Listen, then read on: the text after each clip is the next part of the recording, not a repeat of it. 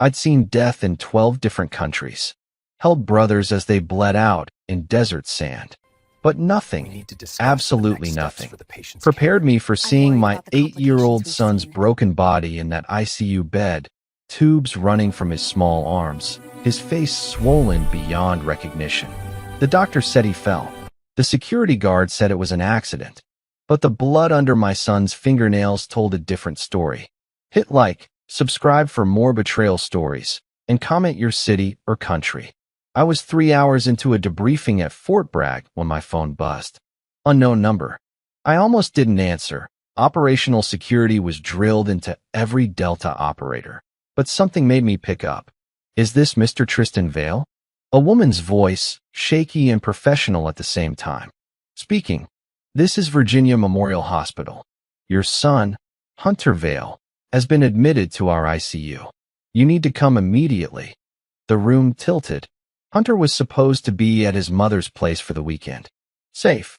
Watching cartoons and eating too much cereal like any other 8-year-old. What happened? Sir, I can't discuss details over the phone. Please come as soon as possible. I was out the door before she finished the sentence. The 2-hour drive took me 90 minutes. I didn't remember most of it, just white knuckles on the steering wheel and my mind running through every worst-case scenario my training had taught me to prepare for. Hostage situations, ambushes, chemical attacks, but never this. Never my son in a hospital bed. The ICU wing smelled like antiseptic and fear. I'd been in field hospitals before, but this sterile American hospital felt more terrifying than any combat zone. A nurse led me down a hallway that seemed to stretch forever. Room 314, she said softly, her eyes full of pity I didn't want. I pushed open the door. Hunter looked so small. His left leg was in a cast, elevated by some metal contraption. His arm was wrapped tight, and there were butterfly bandages across his forehead. But it was his face that gutted me. Swollen, bruised, with a breathing tube taped to his mouth. Machines beeped around him like a chorus of mechanical grief. I moved to his bedside and took his small hand in mine. It was cold. Hunter, I whispered. Dad's here, buddy. I'm right here. Nothing. Just the rhythm of the ventilator breathing for him. A doctor walked in. Young guy, tired eyes, clipboard in hand. Mr. Vale? I nodded, not taking my eyes off my son. I'm Dr. Nathaniel Chun. Hunter was brought in 4 hours ago with severe trauma. He has a fractured femur, broken radius, 3 cracked ribs, and significant internal bruising. We've stabilized him, but he's in a medically induced coma to reduce brain swelling. Brain swelling? My voice came out flat. Controlled. That's what years of training did. It kept you functional when everything inside was screaming. He sustained head trauma consistent with a fall from significant height. We're monitoring for bleeding, but so far the scans look hopeful. What happened? Dr. Chin hesitated. He fell from a second-floor balcony at a residential complex. The paramedics said it was approximately 18 feet. 18 feet. Hunter was terrified of heights. He wouldn't even climb the jungle gym at the park without me standing right there. Where was his mother? She's in the waiting room. She arrived with her partner, I believe. Of course she did. I stepped into the hallway and saw her immediately. Eliza, my ex-wife of 2 years, sitting in one of those uncomfortable plastic chairs, mascara streaked down her face. Next to her was Dominic, the guy she'd left me for while I was deployed in Syria. Tall, expensive jacket, clean hands that had never held anything heavier than a briefcase. Eliza looked up and saw me. She stood quickly, but I held up a hand. Don't. Tristan, what? Happened? Dominic stood too, stepping slightly in front of Eliza like he had any right to protect her from me. It was an accident, he said, voice smooth and rehearsed. Hunter was playing on the balcony. I told him to be careful, but kids don't listen. He climbed on a chair, and Hunter doesn't climb. I kept my voice level, my eyes locked on Dominic's. He's terrified of heights. Well, today he did, Dominic said, a slight edge creeping into his tone. Kids do stupid things. I felt my jaw tighten. Every instinct I had, Every bit of training that taught me how to neutralize threats was screaming at me. But I breathed, counted to 5. This wasn't a battlefield. Eliza stepped around Dominic, her hands shaking. "Tristan, please." It happened so fast. I was in the kitchen, and I heard him scream, and by the time I got there, you weren't watching him. Her face crumpled. "I'm sorry. I'm so sorry. Sorry didn't fix broken bones. Sorry didn't bring my son back from a coma." I turned and walked back into Hunter's room, shutting the door behind me. I couldn't look at them. Not yet. If I did, I wasn't sure what I'd do. I sat beside Hunter's bed for hours, held his hand, watched his chest rise and fall with the ventilator. I'd faced enemy fire, jumped out of planes at 30,000 feet, breached compounds in the dead of night. But sitting there, helpless, was the hardest thing I'd ever done. Around midnight, one of the ICU nurses came in to check Hunter's vitals. She was older, kind eyes, the type who'd seen too much suffering to be surprised by anything. She adjusted Hunter's then glanced at me. "You're his father?" "Yes, ma'am." She looked toward the door, then back at me, lowering her voice.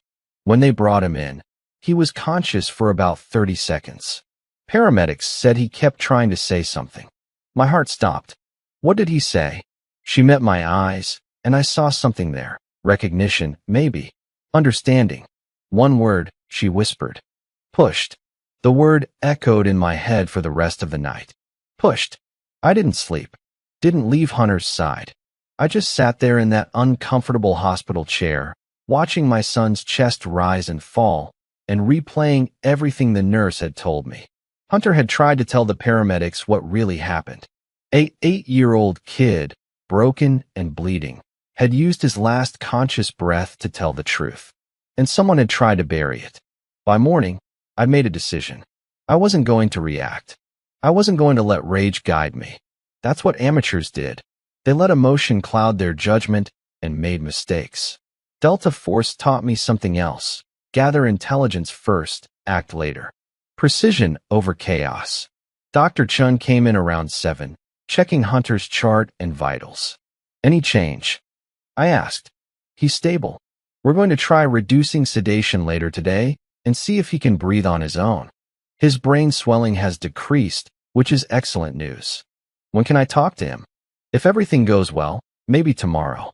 But Mr. Vale, when he does wake up, he's going to be confused and in pain. You need to prepare yourself for that. I nodded. I'd seen men wake up from trauma before. I knew what it looked like.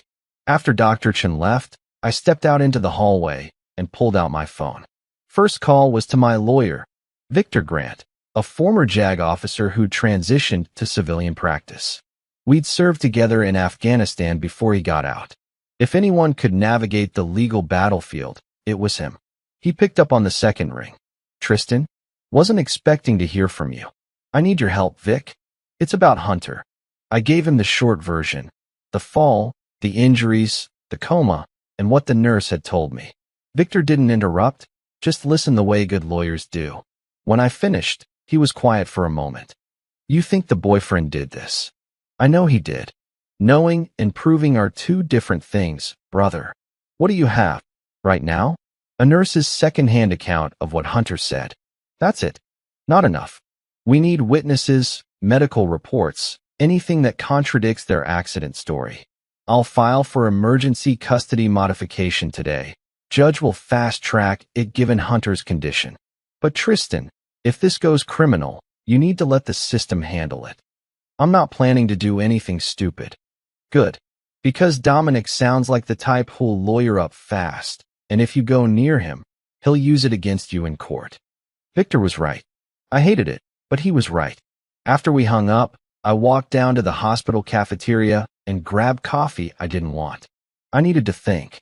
I pulled out my phone again and searched for Eliza's current address. She'd moved in with Dominic 6 months ago, some upscale apartment complex across town. Riverside Towers. Expensive place. Dominic worked in finance, something vague Eliza had mentioned once during a custody exchange. The kind of job where you wore suits and made money moving other people's money around. I drove over there late morning. It was a 20-minute drive from the hospital, and I told myself I was just looking, just gathering information. The complex was nice, gated, well-maintained, the kind of place where people didn't ask questions. I parked across the street and watched. Second-floor units had balconies overlooking a courtyard. I counted windows until I found what had to be Eliza's apartment. Unit 2C, based on the address I'd pulled from our custody paperwork. The balcony had a glass railing, maybe 3.5 feet high. For an adult, no problem. For a kid Hunter's size, dangerous if he climbed. But Hunter wouldn't climb. I knew my son. I sat there for an hour, watching people come and go. Dog walkers. A maintenance guy. Then I saw her, an elderly woman, probably 70s, walking slowly with a cane toward the mailboxes. I got out and approached carefully, hands visible, non-threatening. "Excuse me, ma'am?" She turned, startled but not afraid. I'd learned how to make myself look harmless when I needed to. "Yes. I'm sorry to bother you. I'm Tristan Vale. My son was hurt here yesterday, fell from one of the balconies. I'm trying to understand what happened." Her expression shifted immediately. Recognition, then something else. Sadness, maybe. "Oh, that poor boy. I heard the ambulance. Did you see anything?" She glanced around, then lowered her voice. "Are you police?" "No, ma'am. I'm his father." She studied me for a long moment, then nodded slowly. "I live in 2B, right next door to that couple. I was on my balcony yesterday afternoon, watering my plants." My pulse quickened, but I kept my face neutral. "What did you see?" I heard yelling first. A man's voice, angry. Then I heard the boy, "Your son." He was crying, saying he was sorry about something. I looked over, and that man, the tall one with dark hair, he had the boy by his shirt. Dominic. I don't know his name, but he was shaking the boy, shouting at him. Then, she trailed off, her hands trembling slightly on her cane. Then what? Then he just let go. No, not let go. He pushed. I saw it. The boy went over the railing, and I screamed. The woman, your ex-wife, I assume, she came running out, and they both looked over the balcony. But she didn't call 911 right away. They argued first. I'm the one who called. My hands clenched into fists at my sides, but I forced them to relax. Would you be willing to give a statement to the police? She hesitated. That man, he scares me. I've heard them fighting before, through the walls. He has a temper. I understand. But my son almost died. And if Dominic did this, he needs to be held accountable. She looked at me with those old, wise eyes. You're military, aren't you? Yes, ma'am. I can tell. My husband was Navy. Served in Vietnam. She straightened her shoulders. If you can promise me protection, I'll tell the police everything I saw. You have my word. I got her contact information and thanked her. As I walked back to my car, I felt the first crack in Dominic's story forming. He'd made a mistake. He'd had a witness, and he didn't even know it. I drove back to the hospital, my mind already working through the next steps. Victor would contact the police, get a detective assigned. The neighbor's testimony, combined with Hunter's statement when he woke up, would be enough to start a criminal investigation. When I walked back into Hunter's room, Eliza was there. She was sitting beside his bed, holding his other hand, crying quietly. I stopped in the doorway. She looked up, eyes red and swollen. Tristan, please. Can we talk? About what? About what happens next. With Hunter. With custody. I know you're angry, but angry. I stepped into the room, keeping my voice low and controlled. Angry doesn't begin to cover what I'm feeling right now, Eliza. It was an accident. Was it? Her face went pale. What are you saying? I'm saying I talked to your neighbor. Mrs. Patterson in 2B. Nice lady. She saw everything. Eliza's mouth opened, then closed. For a moment, she looked like she might deny it, but something in my expression must have stopped her. Tristan, where's Dominic right now? At work. He had meetings he couldn't miss. Of course he did. His son. No, my son was in a coma, but he had meetings. You need to leave, I said quietly. He's my son too. And you let your boyfriend throw him off a balcony. That's not. I didn't. She stood up, tears streaming down her face. You don't understand. Dominic didn't mean to. He just lost his temper. Hunter spilled juice on his laptop, and Dominic grabbed him. And it all happened so fast. Stop talking. She froze. Every word you just said is evidence. And you're going to repeat it to the police, to my lawyer, and eventually to a judge. You watched Dominic hurt our son, and you tried to cover it up. So no, Eliza, you don't get to sit here and play the grieving mother. She backed toward the door, shaking. I'm still his mother. You can't keep me from him. Watch me. She left, practically running down the hallway. I sat back down beside Hunter's bed and took his small hand again. I've got you, buddy, I whispered. Nobody's going to hurt you again. I promise. Around 8 that evening, Dr. Chun came back in with a different nurse. We're going to reduce his sedation now and see how he responds, he said. It might take a few hours, but if all goes well, he should start waking up. I nodded, not trusting my voice. They adjusted the 4, made notes on the chart, and left me alone with my son. 2 hours later, Hunter's fingers twitched in mine. Then his eyes fluttered open, just for a second, unfocused and confused, before closing again. Hunter? Can you hear me? It's Dad. Another flutter. This time his eyes stayed open longer. He looked around the room, panicked, trying to move. Hey, it's okay. You're safe. You're in the hospital, but you're safe now. His lips moved, but no sound came out. The breathing tube was still in. Dr. Chun came in quickly, checking vitals. Good. Hunter, I'm Dr. Chun. You're doing great, buddy. We're going to remove this tube, okay? It's going to feel weird, but then you can talk. They removed the tube carefully, and Hunter coughed, gasping for air. I squeezed his hand. Breathe, son. Slow breaths. After a minute, his breathing steadied. He looked at me with those big, scared eyes. Eyes that looked too old for an 8-year-old. Dad, his voice was barely a whisper. I'm here. He threw me. And there it was. The truth, in my son's broken voice. I know, buddy. I know. A tear rolled down Hunter's bruised cheek. I'm sorry. I didn't mean to spill it. My heart shattered into 1,000 pieces. You have nothing to be sorry for.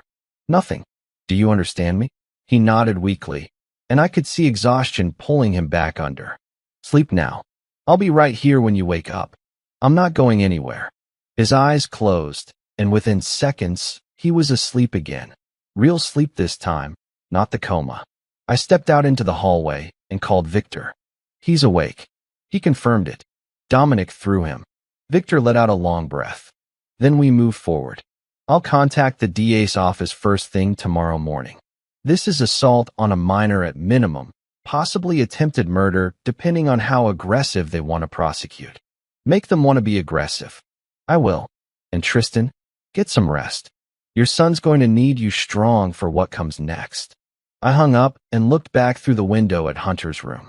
He looked so small in that hospital bed, surrounded by machines and bandages. Dominic had no idea who he'd just gone to war with, but he was about to find out. Hunter's breathing had steadied, but his eyes remained clouded with confusion when I sat back down beside him.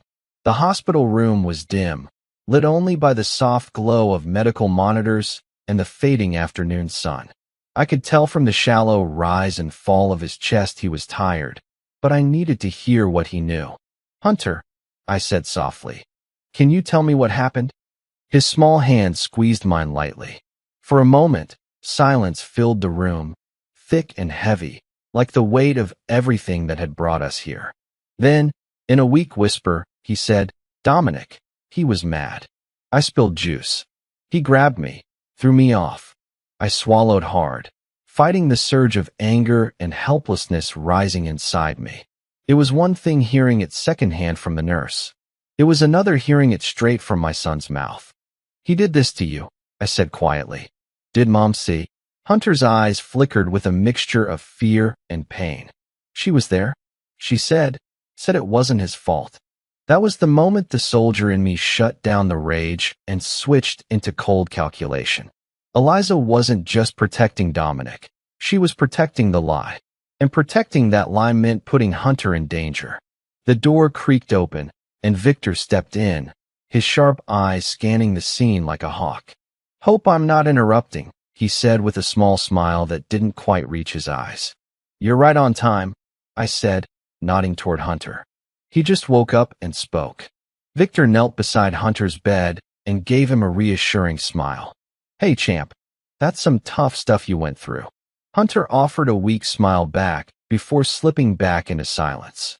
Victor stood and turned to me. "We need to move fast. I'm filing emergency custody papers today. Hopefully, a judge will see the dangers Hunter's been exposed to. Meanwhile, I'll get the ball rolling on the criminal side."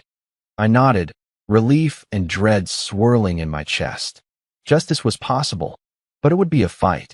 Later, I met with a detective Victor had recommended, Detective Mason, a no-nonsense guy with years on the force and a keen eye for details. We went over everything: Hunter's injuries, the neighbor's testimony, Hunter's own statement. Mason promised to open an investigation immediately. Meanwhile, I stayed at the hospital with Hunter, watching him struggle against the pain and confusion.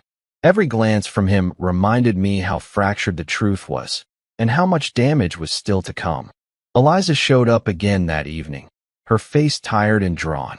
She kept her distance, offering empty apologies and insisting Dominic didn't mean to hurt Hunter. I let her talk, knowing the truth was already out there, waiting to be uncovered. As she left, I glanced back at Hunter's pale face and whispered, "This isn't over, buddy." Not by a long shot. The morning sunlight filtered weakly through the hospital blinds, casting long shadows across Hunter's pale face. He was still in a fragile state, but awake now, eyes wide with questions and confusion, though he didn't have the strength to ask them yet. I sat beside him, watching every rise and fall of his chest, every twitch of his fingers. But while my body stayed rooted there, my mind was already in motion, calculating my next moves like a soldier planning a mission. This wasn't just about survival anymore. It was about justice, truth, and most importantly, protecting my son. I had to gather every piece of evidence, every detail that could build a case strong enough to bring Dominic down. He wouldn't be able to hide behind lies and expensive lawyers forever. Victor Grant, my lawyer and old military brother, was already on it. When he called me that morning, his voice was grave but focused. "Tristan, I've scheduled meetings with the DA, the police detectives involved, and I'm pushing for the custody case to be fast-tracked. But without solid evidence, it's an uphill battle. We need witnesses, footage, medical records, anything concrete." "Consider it done," I told him. "We don't have time to wait for luck."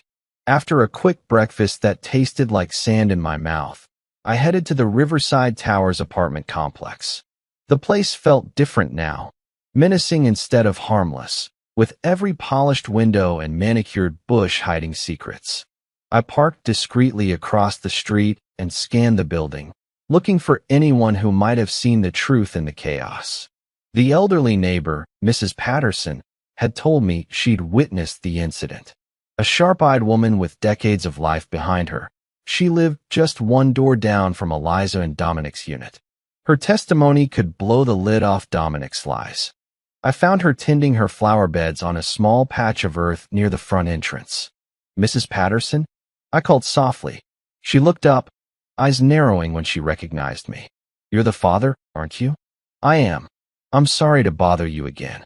She smiled faintly, the sadness in her eyes deepening. "No bother, son. I'm just glad someone's finally listening." We moved to an isolated bench away from the passers-by. "You saw everything that day," I said gently.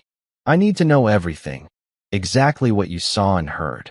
She hesitated, finger tracing patterns in the dirt like she was reliving that terrible afternoon. "The shouting started around 3, she said quietly. "A man's voice, angry, sharp, and a boy crying, saying I'm sorry. I'm sorry." Mrs. Patterson's voice cracked on the last words. "I looked over," she continued, "and saw the man, tall, dark hair, looked angry, grabbing the boy by his shirt. He was yelling, shaking him hard. Then, the worst part, He pushed the boy off the balcony. She glanced around nervously. The mother came out moments later, but she didn't call for help right away. They argued. I was the one who called 911. I squeezed her hand. Thank you. That means everything. I'm scared though, she whispered. He's a dangerous man. I don't want to get involved more than this. Mrs. Patterson, I promise you'll be protected. No one will hurt you. Her eyes searched mine, looking for truth. You can count on me, son. With that, she allowed me to take her contact information. Her statement would be a key piece in building the case. By afternoon, I was back at the hospital, my phone buzzing relentlessly. Messages from Victor, the detective Mason, my old military contacts, all pushing the wheels forward. One call stood out. The police had recovered security footage from a nearby building's camera, set to capture the Riverside Complex courtyard. The video was grainy and shaky, but unmistakable. I watched the clip on my phone screen, heart pounding as I saw the silhouette of Dominic, grabbing Hunter on the balcony, shaking him, then pushing him over the railing. It wasn't an accident. It was an assault. I forwarded the footage to Victor and Mason, asking them to preserve the evidence and build a file. Then came the discovery that chilled me, Dominic's past. Thanks to some sharp military friends who owed me favors, I got access to sealed court records and reports. The man wasn't just a financial executive. He was a known abuser, a criminal with a history of violent outbursts against women. Prior accusations were dismissed quietly due to his high-powered lawyer and money. I studied case after case, threats, battery, restraining orders ignored or withdrawn under mysterious circumstances. Dominic was a master manipulator, hiding behind wealth and charm, using fear to keep victims silent. And Eliza had been caught in his web. The next day, I finally confronted her. It was a gray, overcast afternoon when I found her sitting on a park bench near Hunter's favorite playground. The place where he should have been laughing and playing, not fighting for his life. Her eyes were red and swollen, but her voice was steady as she spoke. Tristan, I'm sorry. I never meant for any of this to happen. I watched her closely, every word carrying the weight of guilt and fear. Why didn't you protect Hunter? Why did you let him fall? Her hands trembled in her lap. Dominic, he controlled everything. He isolated me. Every time I tried to leave him, he threatened me. I was scared. The confession was both relief and curse. I knew Eliza was trapped in fear, but Hunter's safety came first. Did you try to call the police when it happened? I asked, voice low. Her head shook. No, I was too scared. Dominic said if I spoke, something worse would happen. I clenched my fists but forced myself to breathe. Eliza, do you realize how much danger you put Hunter in? And if you protect that monster, what message are you sending? Her lips quivered. I want to make this right. I really do. I stared at her for a long moment. Right now, the only thing that matters is Hunter. You're going to tell Victor everything you know, and you're going to cooperate fully. Tears spilled down her cheeks, but she nodded, the first steps of accountability forming. Back at the hospital, sitting beside my son, exhaustion finally caught up with me. Hunter's breaths were steady, and the monitors beeped quietly, but I knew each day was a battle. Hold on, Hunter, I whispered. You're a warrior, and I'm not letting anyone hurt you again. Outside the window, the city moved on, unaware of the war I was fighting. One fought not with bullets, but with truth, evidence, and quiet determination. Dominic's mask was slipping, and soon everyone would see the monster beneath. The courtroom was intimidating in its cold, beige monotony. Rows of polished wooden benches stretched out beneath towering pillars, and the air was thick with tension so palpable it felt like it could suffocate a man. I sat beside Victor, my lawyer, dressed sharp in a tailored navy suit, calm but alert. Across the room sat Dominic, exuding arrogance, flanked by his expensive legal team. Eliza was nowhere to be seen. She had been advised to avoid the media circus. The judge entered, commanding silence and attention. This wasn't just any hearing. It was the first criminal bail hearing for the man who'd thrown my son off a balcony. Victor stood to present our case. Your Honor, Mr. Vale's son sustained critical injuries directly caused by the defendant's deliberate actions. He motioned toward the security footage, which was played on a huge screen for the court to see. The grainy images pulled no punches. Dominic's shadowy figure shoved an 8-year-old boy, who fell helplessly from the second-floor balcony. I asked that Dominic be denied bail due to the severity of the assault, the risk he poses to the community, and the likelihood of witness intimidation. Victor concluded firmly. Dominic's attorney jumped to his feet in rebuttal, trying to paint Dominic as a victim of circumstance, a man heartbroken by what he claimed was a tragic accident. Victor shot back swiftly. Your Honor, the prosecution will show a continuous pattern of violent behavior and a deliberate attempt to evade responsibility. As I sat listening, I made a mental note of every word, every look between the opposing counsels. This was the battlefield now. No weapons, just law and truths wrapped in the veneers of civility. Hunter was still confined in the hospital, recovering slowly with multiple surgeries behind him and a long road ahead. His quiet heroism fueled my resolve. He had survived Dominic's rage and now faced the fight to heal both body and soul. Outside the courtroom walls, whispers of the case drifted through the press and the community. An entitled man, a brutal act, a child fighting for life. Everyone loved a story like that. But beneath the sensational headlines was a cruel reality, the struggle for justice in a world where money and power often silenced victims. Eliza surfaced later that day. Though distant and guarded, she attended the preliminary hearings, her eyes darting nervously between Dominic and me. Our interactions were sparse and strained. I made it clear to her, this was about Hunter and the truth, nothing less. If she was willing to come forward, to speak honestly in court, it would make all the difference. Came the moment I dreaded, my own testimony. I stood on the witness stand, the sterile courtroom lights bleaching away the color of my confidence. My name is Tristan Vale.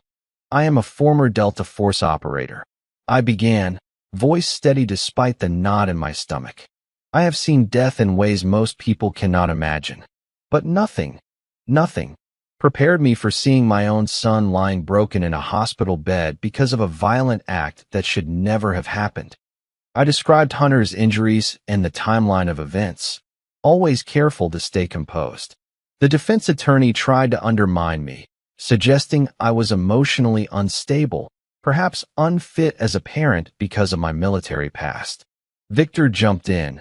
Your Honor, this line of attack is irrelevant and prejudicial. Mr. Vale's service has been honorable and his love for his son undeniable. The judge nodded gravely. Behind me, a faint shuffle stirred in the courtroom as Hunter's voice echoed softly from a private room behind a two-way mirror. He'd given a statement detailing the incident despite his young age. The courtroom fell silent except for the quiet hum of anticipation. Dominic's lawyer pressed back hard, trying to poke holes in the witness statement, demanding the boy was too traumatized to be reliable. But Victor defended Hunter fiercely, the boy's account consistent with the neighbor's testimony, the security footage, and the physical evidence. Hours passed in relentless battle of words and legal maneuvering. At last, the judge ruled. Bail denied. Dominic would remain behind bars until trial. As Dominic was led away, he spun toward me, snarling threats. You think this ends here, Vale? You're just starting a war you can't win. I met his fury with a cold, calm gaze. No, you're fighting the wrong father. Walking out of the courthouse, I felt the first weight lift, but the victory was thin. The fight for custody, for full justice, and for healing had barely begun. I made my way back to the hospital, swallowed by the quiet hum of machines and the soft breathing of my son fighting to get better. His road to recovery would be long and painful, but so would mine. The days that followed blurred into an exhausting cycle of hospital visits, court appearances, and whispered conversations with Victor and Detective Mason. The pieces were falling into place, evidence mounting against Dominic, but my gut told me this was only the surface of something far darker. Late one evening, After visiting Hunter's bedside and watching him drift between sleep and restless moments, I sat alone in the hospital cafeteria scrolling through my phone when a message blinked on my screen. It was from an old number I hadn't seen in years, a former Delta teammate named Colin, now working covert intelligence links for the government. Need to talk. Urgent. I called back immediately. Colin's voice was low, urgent. Tristan, you remember that case back in Syria? The weapons smuggling ring we took down. Yeah. What? We just picked up chatter linking a Dominic Shaw to that network. He wasn't just some finance guy. He's deeply connected to criminal arms dealers and money laundering overseas. The words hit like a bullet. The same Dominic who had thrown my son off that balcony wasn't just a jealous boyfriend with a temper. He was a dangerous man, involved in a web of crime my unit had spent years dismantling. Why would he come after you now? I asked. Because you ruined his operation. You made enemies in places he's desperate to get back at. This wasn't just a custody battle or a personal grudge. Dominic's attack on Hunter was a message, a warning. Suddenly the dots connected with brutal clarity. The fall wasn't random rage or a moment of madness. It was calculated, meant to shatter me, to hit me where it hurt most, with my son. I hung up with Colin, my mind racing with plans and possible threats. If Dominic had criminal ties this deep, then I needed backup beyond the courtroom, beyond police procedure. I reached out quietly to a few of my old Delta Force brothers, men I trusted with my life. Within hours, they began watching Dominic's known associates, gathering intel discreetly. At the hospital, I kept a close watch on Hunter, but also on myself. The protective instinct burned hotter now, fiercer. Dominic's reach was wider than I'd feared. Eliza came to me one late afternoon, worn and distraught. Tristan, she whispered, voice barely audible. I didn't know who Dominic really was. I was blind. He manipulated me, twisted everything I thought was safe. Her eyes begged for some kind of solace. Thank God you told me now, I said quietly. But make no mistake, this isn't just about family anymore. This goes deeper. Much deeper. She nodded, tears streaming. That evening, Dominic violated a restraining order and tried to show up at Hunter's school. My Delta brothers and local law enforcement were waiting. He was arrested again, this time on federal charges. The walls were closing in on him, but I knew the fight was far from over. That night, sitting with Hunter as he slept, I felt a fierce resolve settle over me. Dominic thought he could break us. He hadn't counted on the strength of a father who would stop at nothing to protect his son and expose the truth. Dominic's arrest wasn't the end. If anything, it marked the start of an even more dangerous phase. The man I faced was clever, cunning, and connected, not just some angry boyfriend, but a player entangled in a shadowy network bigger than I'd realized. My Delta brothers and I shifted into a new kind of mission, silent, covert, relentless. They monitored Dominic's known associates, pieced together his criminal connections, and fed me intelligence in real time. It wasn't just about getting him locked up. It was about dismantling the entire dangerous web he was part of. The federal task force soon came on board, drawn by the illegal arms trafficking and money laundering linked to Dominic. Multiple agencies coordinated efforts, tracing leads scattered across states and even continents. It was a sprawling network, but we were closing in. Then came the chilling escalation. Dominic's brief freedom on bail became a nightmare. Exploiting high-powered legal loopholes, he slipped out, just long enough to remind me he wasn't finished. Anonymous messages arrived on my phone. Vague threats, photos of Hunter's school, shadows stalking our safe house. His reach was long, and his hatred was more personal than ever. I tightened security around Hunter, moving him to a trusted location guarded by old friends who knew how to protect. Every second away from danger was precious. Eliza, long silent, finally broke. Her tears poured out as she confessed the truth I needed to hear. The relentless manipulation, the isolation, the fear that had shackled her. I was scared, Tristan, she said, voice breaking. He promised worse if I tried to leave. I thought I was protecting us. I nodded grimly. Forgiveness wasn't mine to give yet, but her decision to stand against Dominic was a weapon in our battle. Together with Victor and the federal agents, we laid a trap, carefully built, layers of surveillance, witness protection, and legal tactics converging like a net tightening on a dangerous prey. Dominic's mistakes came quickly. A threatening call intercepted by agents, an attempt to intimidate a key witness, all documented and ready for the courtroom. When authorities swooped in, it wasn't just an arrest. It was the collapse of Dominic's empire. Walls of lies crumbled under the weight of evidence. During the trial, I sat beside Hunter, who was slowly regaining strength. Eliza's testimony, honest and raw, struck a nerve with the jury. The haunting security footage played again, proof impossible to deny. Dominic's confident mask fell away. Conviction on assault, witness intimidation, and racketeering. 25 years behind bars. That day, relief washed over me, but scars ran deep. Hunter's road to healing stretched ahead, with therapy, recovery, and the slow rebuilding of trust. The fight wasn't over. Custody battles loomed. Family ties strained to breaking. But for the first time in months, hope glimmered. Hand in hand, Hunter and I left the courtroom. His eyes held a fierce spark of survival. We're getting there, buddy. One step at a time. And this time, we were ready. The dawn crept in quietly, as if the world outside knew the weight of what was about to happen, but dared not disturb the fragile calm before the storm.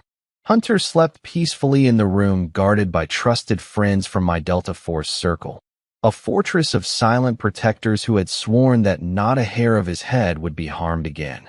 The federal task force had been working non-stop, gathering every shred of evidence against Dominic and his criminal network. The sting operation was ready, meticulously planned with layers of backup and legal precision. I found myself in the dimly lit operations room, surrounded by screens blinking with live feeds, buzzing radios, and hushed voices coordinating the final moves. Victor stood beside me, his normally sharp tuxedo replaced with a suit that somehow still carried the weight of authority. "We've got confirmation," a voice crackled from the speakers. "Dominic's going to make a move today to intimidate a witness. We're going in at 1800 hours. I clenched my fists, the controlled soldier inside me snapping into full alert. This was it. The moment that would make or break everything we'd fought for. At 6 p.m., the operation kicked off. Surveillance teams covertly followed Dominic's every step as he approached a sleepy suburban neighborhood. His target a key witness emboldened by the protection we'd promised. Dominic's arrogance was his downfall, thinking he could slip past the law's grip one last time. Federal agents moved swiftly, a silent force closing in as Dominic attempted to make good on his threats. His car was stopped before reaching the house. Agents confronted him with a warrant for additional charges: witness intimidation and violation of restraining orders. Dominic's defiant roar as he was cuffed echoed through the night air. A beast finally trapped. The sting was a resounding success. The next morning, the courthouse was packed. The press scrambled to capture every detail. The fall of a man who once wielded power like a weapon, but now faced the full weight of justice. My son's story was front page, but among all the noise, I focused on the quiet moments, the truth laid bare. Victor sat beside me during the trial days, his voice a steady anchor. This isn't just about him hurting Hunter. It's about breaking a cycle of violence and fear. We're making a statement. Eliza testified under careful protection, a raw, difficult recounting of fear and control, her words carrying the broken pieces of a family torn apart. Her heartbreak was real, and yet, the courage it took to stand against Dominic was undeniable. The prosecution laid out the evidence with surgical precision. Security footage, witness testimonies, Hunter's own statement. It formed a tapestry of truth no defense could unravel. The defense dropped their masks, resorting to desperate tactics, casting doubt on Hunter's reliability, painting me as a violent soldier with anger issues, and trying to twist Eliza's testimony as manipulation. Every attack was met with Victor's unyielding defense. He dismantled their claims, reminding the courtroom that Hunter's words came from a child's clear memory, sharpened by trauma, and my military past was a testament to resilience, not violence. Finally came Dominic's conviction on multiple charges: assault causing serious bodily injury, witness intimidation, and federal racketeering. The judge's sentence, 25 years in federal prison, echoed a promise that justice had been served. The gavel's fall brought a wave of relief that washed over even Hunter's fragile shoulders. Tears flowed freely as silence filled the room, a moment of healing after relentless heartache. But the battle wasn't over. Custody hearings loomed ahead, with Eliza fighting for her visitation rights and a chance to reclaim some part of her shattered family. The courtroom became our new battlefield, tension wrapped in legal arguments and heartfelt pleas. Hunter, though physically healing, bore the scars of fear and betrayal. His trust in the world had been broken, and rebuilding it would demand patience and love, the quiet battles I was ready to fight alongside him. Through it all, I remained his protector, his anchor. I taught him strength wasn't just about fighting. It was about standing tall when the world tried to knock you down. One late evening, sitting beside him as he drifted to sleep, I whispered, "You're my greatest mission, Hunter, and together we'll finish this fight." The war to restore our lives was far from over, but for the first time, I saw a path lit by hope. With Dominic locked away for 25 years, a different kind of battle began. One fought not with federal agents or sting operations, but in family court where emotions ran raw and every word carried the weight of a child's future. Eliza filed for shared custody. Despite everything, despite her failure to protect Hunter when it mattered most, she believed she deserved a second chance. Her lawyer, a new one, younger and less expensive than Dominic's crew, argued that she too had been a victim, manipulated and controlled by a dangerous man. I sat across from Victor in his office, the frustration building like pressure in my chest. She stood there and watched him throw our son off a balcony. I said, my voice tight, "And now she wants visitation?" Victor leaned back in his chair, his expression calm but serious. "I understand your anger, Tristan, but the court has to consider her rights as a mother, even if those rights are limited by her actions. What we need to focus on is Hunter's safety and well-being. That's our strongest argument." The custody hearing was scheduled 3 weeks after Dominic's sentencing. Those weeks felt like an eternity. Hunter continued physical therapy, slowly regaining strength in his leg, but the emotional scars ran deeper. Nightmares haunted him, flashes of falling, of Dominic's anger, of feeling helpless. I held him through those nights, whispering reassurances, reminding him he was safe now. "Dad," he asked me one morning over breakfast, his voice small and uncertain. "Do I have to see Mom?" The question gutted me. He was 8 years old and already questioning the people who were supposed to protect him. "Not if you don't want a buddy. The judge is going to ask you what you feel safe with, and whatever you say matters." He nodded, pushing his cereal around the bowl, lost in thoughts no child should have to carry. The day of the custody hearing arrived with gray skies and a cold wind that seemed to mirror the mood inside the courthouse. Eliza sat on the opposite side of the room, her family flanking her, her mother, her sister, all of them shooting me looks that ranged from sympathy to quiet resentment. They didn't see what I saw. They didn't see the moment Hunter's small body hit the ground. They didn't see the tubes, the casts, the fear in his eyes. The judge, a stern woman in her 60s named Judge Kendra Walsh, called the court to order. She'd reviewed all the evidence, all the testimonies from the criminal trial, and now she would hear arguments about what was best for Hunter. Eliza's lawyer went first, painting a picture of a woman who had been trapped in an abusive relationship, who had made mistakes but loved her son deeply and wanted to rebuild their relationship. "Ms. Vale has completed counseling," the lawyer argued. "She's removed herself entirely from the toxic environment that led to this tragedy. She's willing to accept supervised visitation and work toward healing the relationship with her son. Victor stood, his voice steady and commanding. Your Honor, this isn't about whether Ms. Vale loves her son. It's about whether she can be trusted to protect him. On the day Hunter was thrown from that balcony, Ms. Vale did not call 911. She did not intervene. She stood by while her boyfriend, a man she knew had a violent temper, assaulted her child. That failure to act nearly cost Hunter his life. He laid out the timeline, the medical records, the neighbor's testimony that Eliza had argued with Dominic before calling for help. Hunter deserves a parent who will put his safety above everything else. Right now, that parent is his father. The judge listened without expression, making notes on her legal pad. Then came the part I'd been dreading, Hunter's private session with the judge.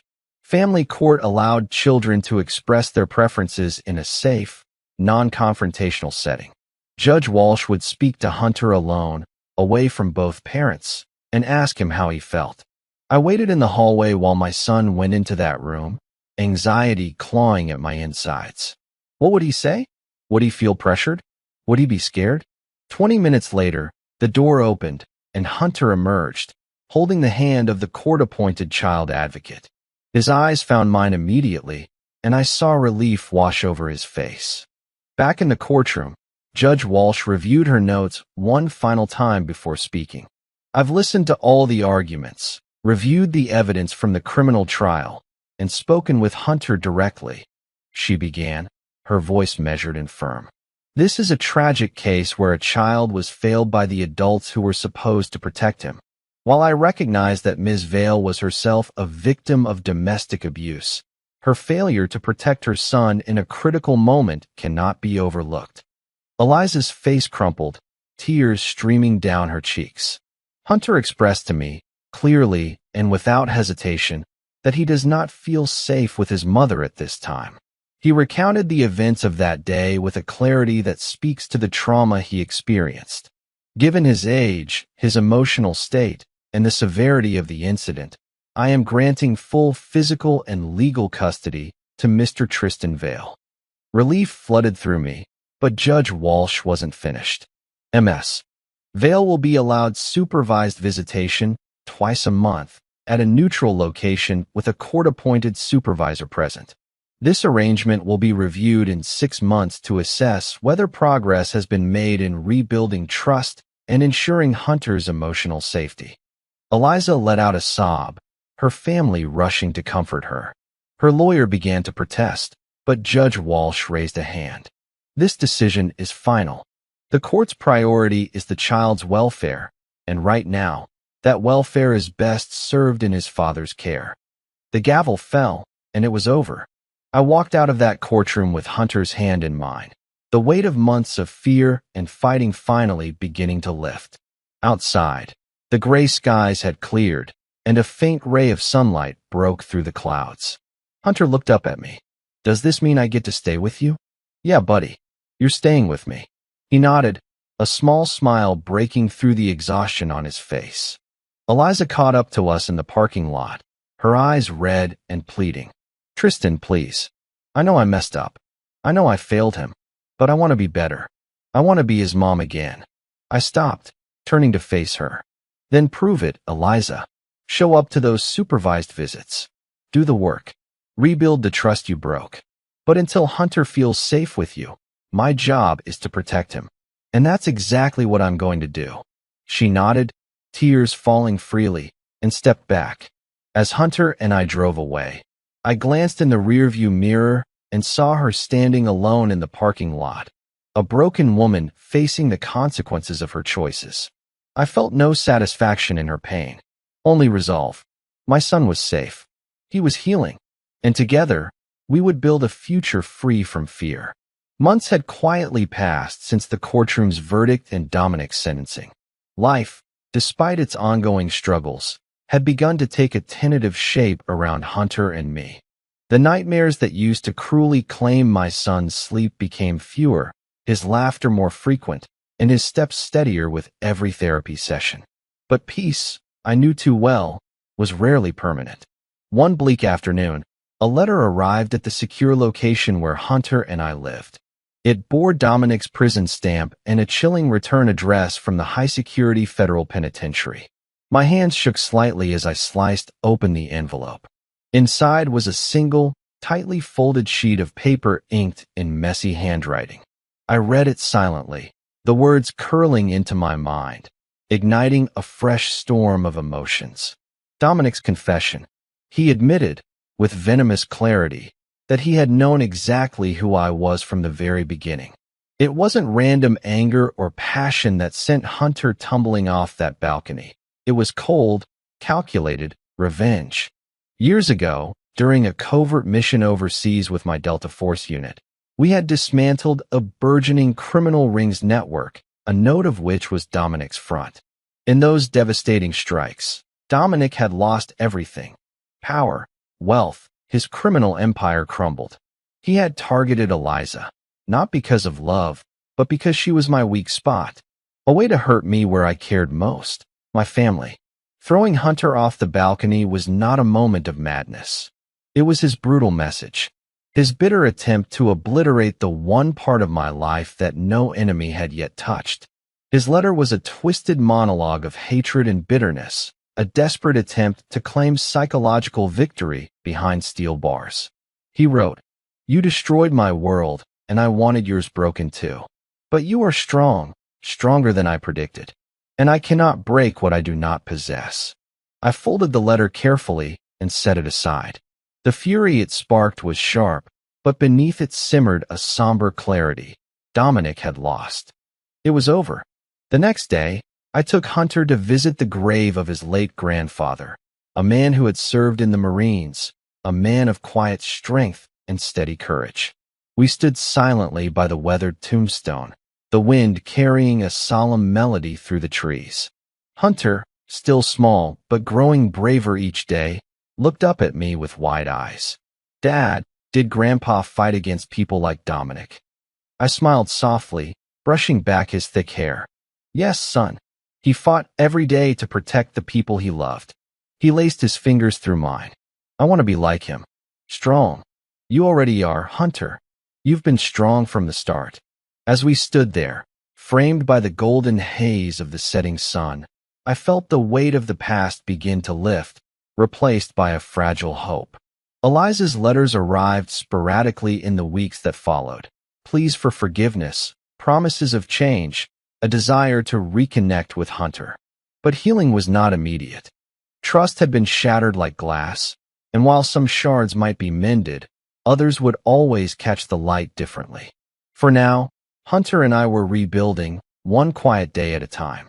I dedicated myself to him fully, teaching the values that had shaped my own life: honor, resilience, and quiet justice. The road ahead was long, but together we faced it without fear.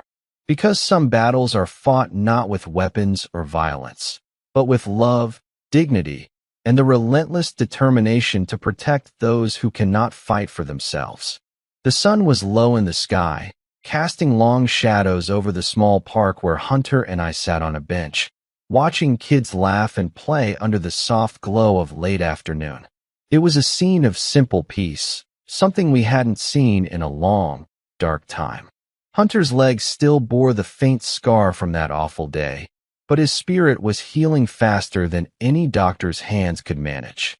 He was growing stronger, not just in body, but in heart. I leaned back against the worn wood, taking a deep breath.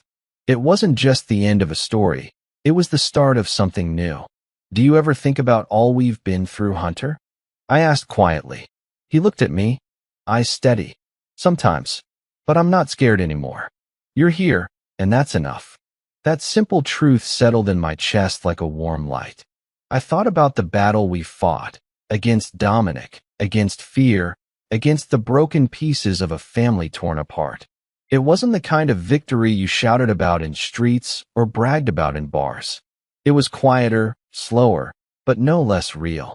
My service was over. I wasn't the soldier in the field anymore. Now, my mission was to be a father, the steady foundation Hunter needed.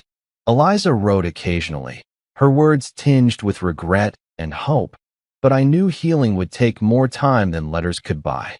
For now, our family story was about love that endured through betrayal, about a boy who survived when so many wouldn't. One evening, as we sat watching the sunset paint the sky in shades of orange and pink, Hunter asked me about my days in the military. "Did you get scared, Dad?" I smiled gently. "Every day, son. But a warrior isn't someone who's never scared. It's someone who faces fear, who keeps going no matter how hard the fight." He nodded, understanding more than his years suggested. "Someday," I said, "I'll tell you all the stories. The ones about courage, sacrifice, and the bonds that cannot be broken." Hunter smiled. "I want to hear them all." That night, I thought of the journey, the calls that shattered our world, the battles fought in sterile hospitals and cold courtrooms, the quiet moments that defined us. And I asked myself, how far would you go to protect the ones you love? What sacrifices would you make when the people you trust betray you? And when darkness threatens to consume everything, how do you find the strength to rise again? Those questions live in all of us, something to wrestle with, to learn from, to grow beyond. And now, dear listener, I want to ask you, where are you watching this story from? What kind of tales grip your heart and hold your breath? Share it with me in the comments. Your city, your country, your story. Hit that like button if this journey moved you. Subscribe for more gripping tales of betrayal, revenge, and quiet justice. Stories that linger long after the screen goes dark. I'll be back soon with another epic, thrilling tale filled with twists, justice, and unforgettable characters. Until then, stay strong, stay brave, and remember, every story is a legacy waiting to be told.